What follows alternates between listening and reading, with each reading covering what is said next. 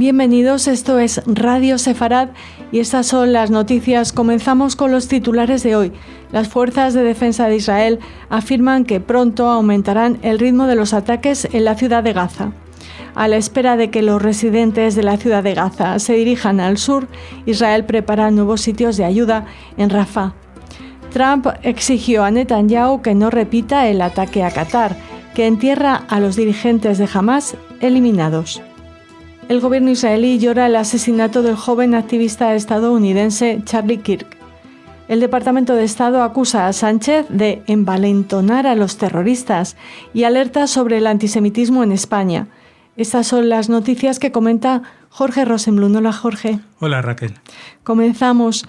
Las fuerzas de defensa de Israel comentaron el miércoles que incrementarán sus ataques sobre la ciudad de Gaza en los próximos días, como parte de sus preparativos para invadir y conquistar la ciudad, mientras continúan instando a los palestinos a evacuar el área en el norte de la Franja de Gaza, rechazando las afirmaciones de Hamás de que la zona humanitaria en el sur del enclave estaba llena. En una declaración el miércoles por la noche, Israel dijo que aumentaría el ritmo de los ataques en la densamente poblada ciudad de Gaza con la intención de atacar la infraestructura terrorista de Hamás, interrumpir su preparación operativa y reducir la amenaza a nuestras fuerzas como parte de los preparativos para las próximas etapas de la ofensiva.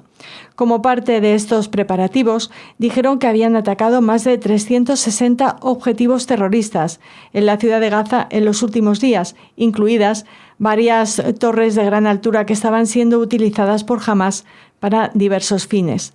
Los ataques generalizados se llevaron a cabo en 3 oleadas principales, comenzando el viernes con ataques contra edificios de gran altura donde, según el ejército, Hamás había instalado equipos de vigilancia y establecido puestos de francotiradores y misiles antitanque y centros de comando.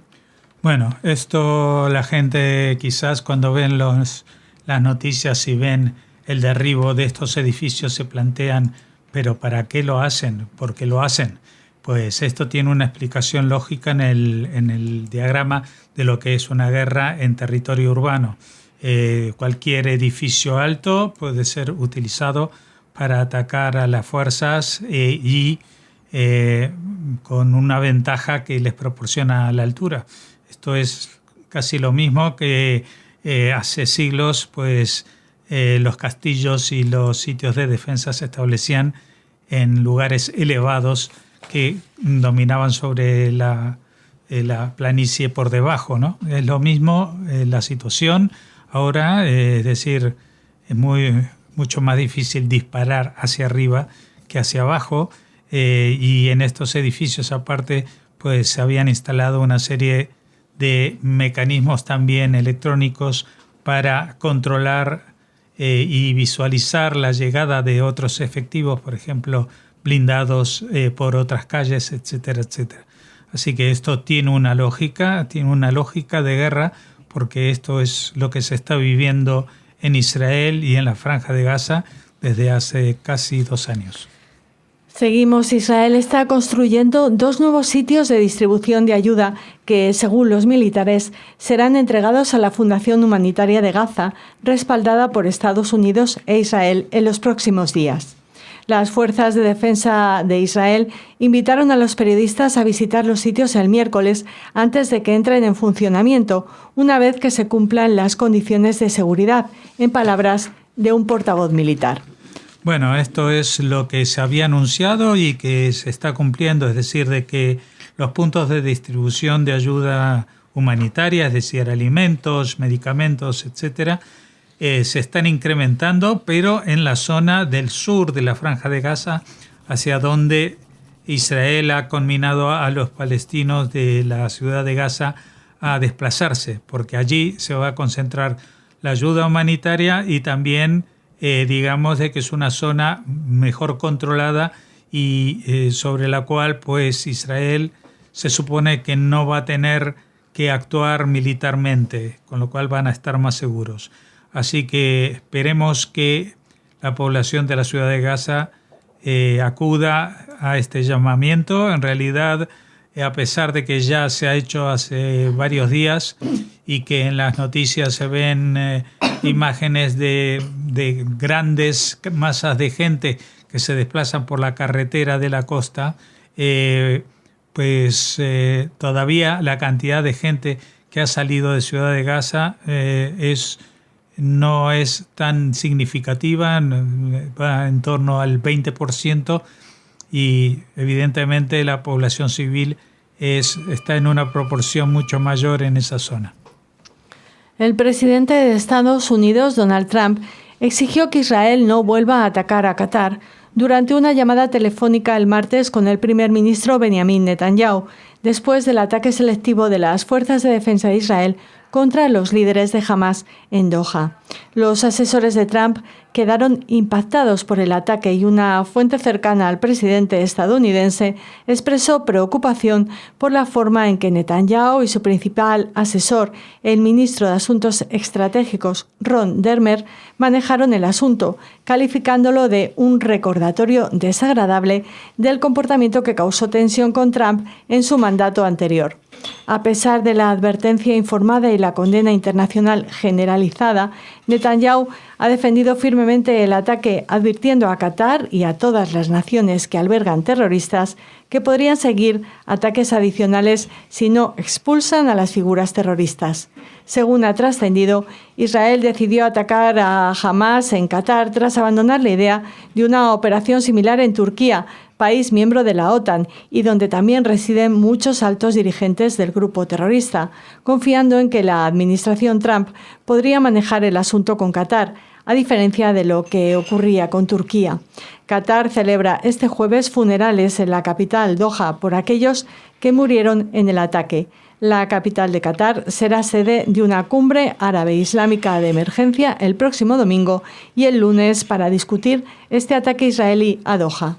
Sí, bueno, ya se ha hablado estos últimos días, horas, mucho sobre el ataque de Israel en territorio de Qatar, que ha sido criticado incluso por Estados Unidos.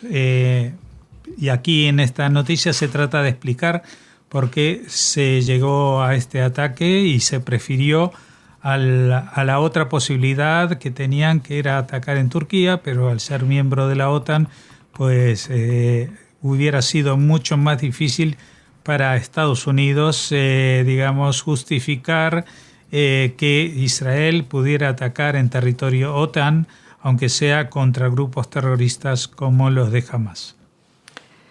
Charlie Kirk, quien pasó a ser un activista conservador adolescente en el campus, un activista conservador adolescente en el campus a un destacado podcaster, guerrero cultural y aliado del presidente Donald Trump, fue asesinado a tiros el miércoles durante una de sus características apariciones públicas en una universidad de Utah.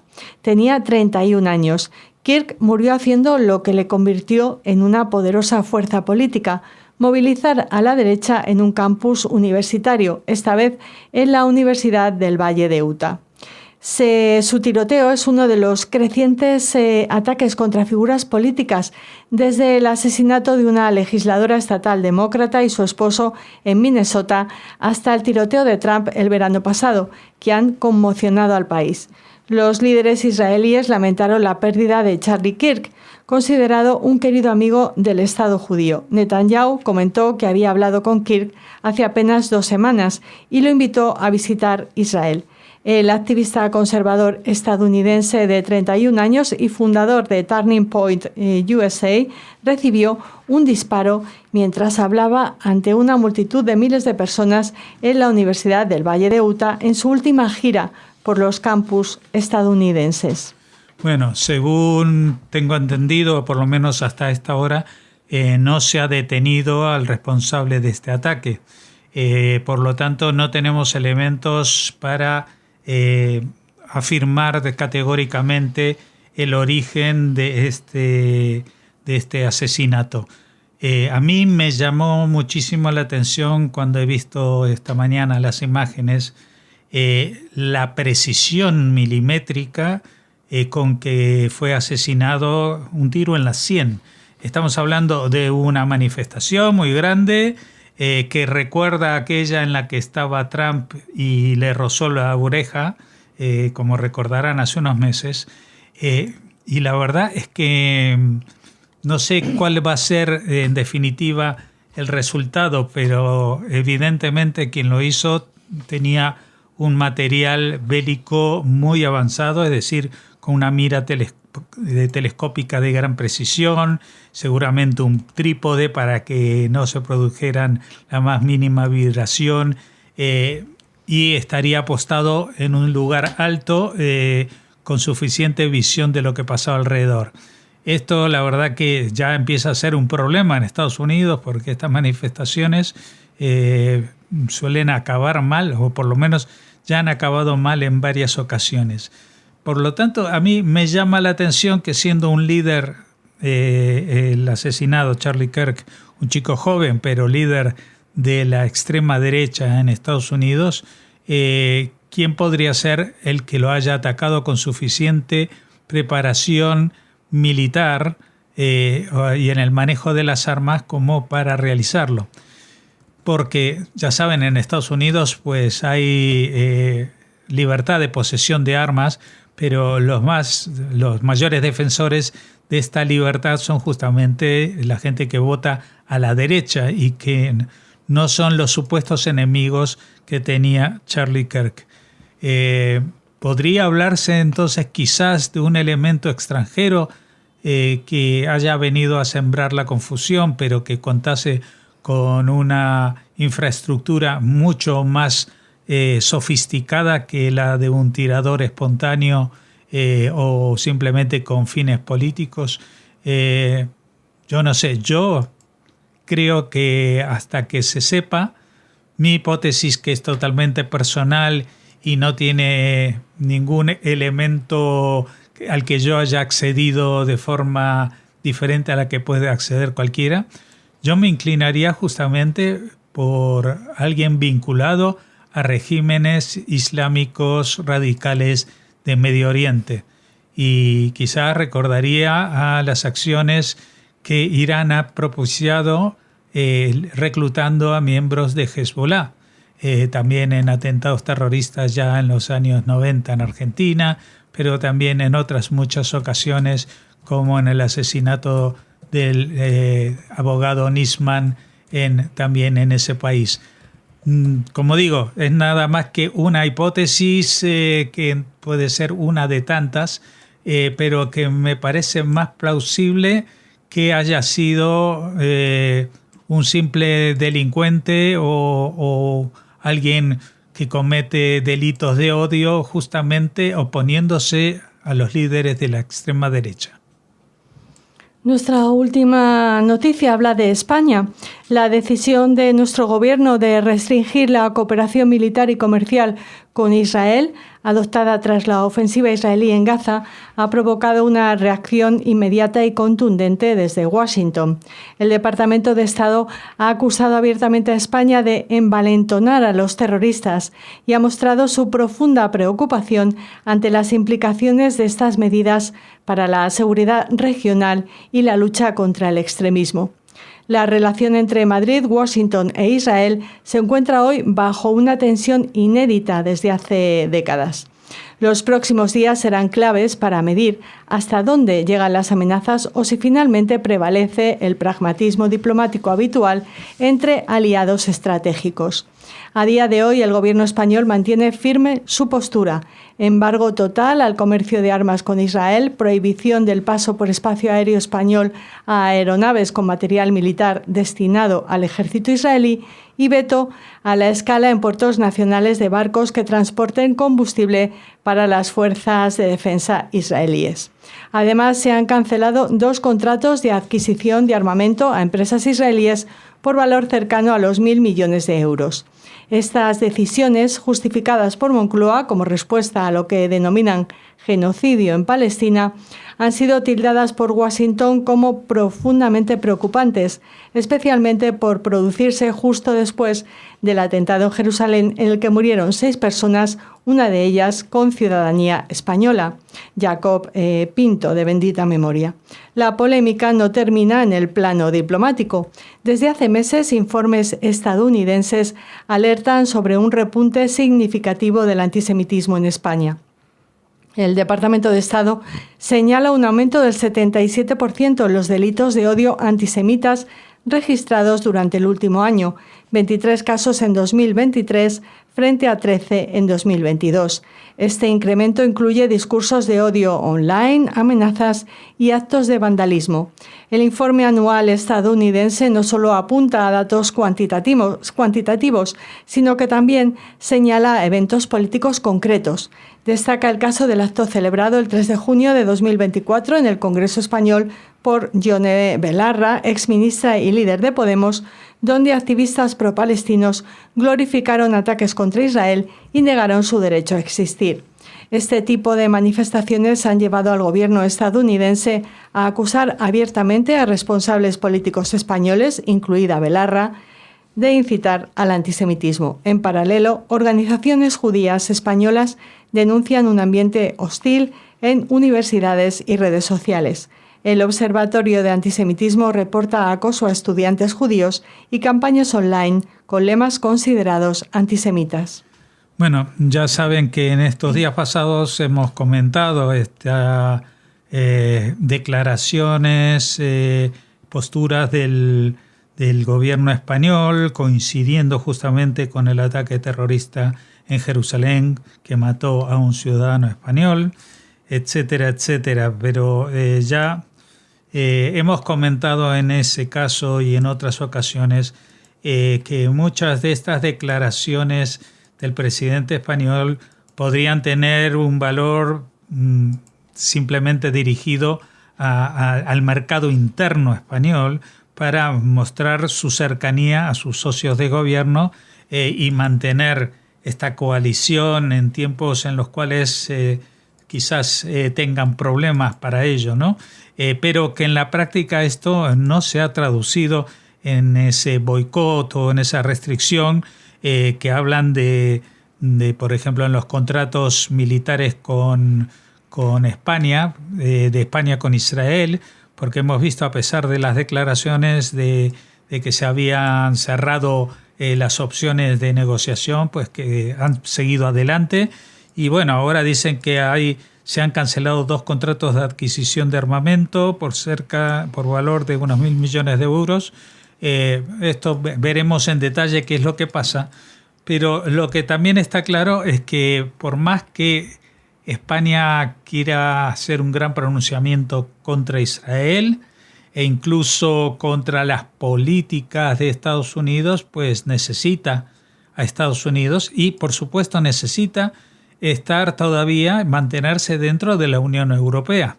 Y la Unión Europea pues no llega a los límites de crítica a Israel que ha hecho en los últimos tiempos el gobierno español. Y esto es una dinámica de declaraciones que ha llevado a incrementar de manera pues exponencial el antisemitismo en España. Si bien aquí se daban datos del 2022 al 2023, solamente hay que mirar lo que ha pasado en el último mes, lo que está pasando, por ejemplo, en la Vuelta Ciclista a España.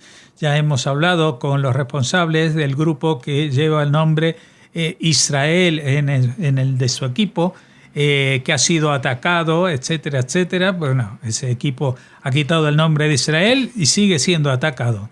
Y siguen siendo manifestándose los grupos que se llaman pro-palestinos, pero que en realidad les vendría mejor la definición de anti-israelíes, porque si bien actúan con la bandera de la autoridad palestina en la mayoría de los casos, lo que están defendiendo es la acción de un grupo terrorista que, recordemos, que en el año 2006-2007, creo, se enfrentaron contra la autoridad palestina y mataron a casi 200 personas para hacerse con el poder en la Franja de Gaza.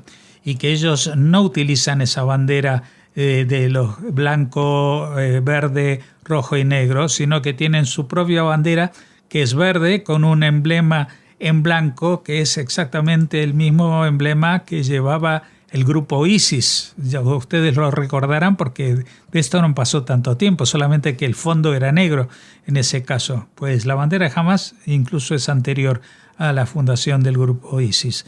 Así que, bueno, vamos a ver en qué desemboca esta situación.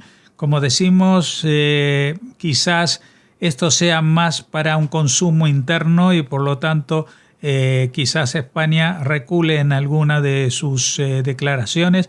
De todas maneras, cuando habla de que no se va a permitir la entrada a los puertos y a los aeropuertos de material bélico procedente o con destino a Israel, pues es bastante absurdo, porque ustedes recordarán que Estados Unidos tiene en España una base naval en Rota, por la cual pasa todo el armamento que va destinado no solamente a Israel, sino a muchos otros países del mundo, que no pasa por los puertos españoles y no estará sometido a ningún control.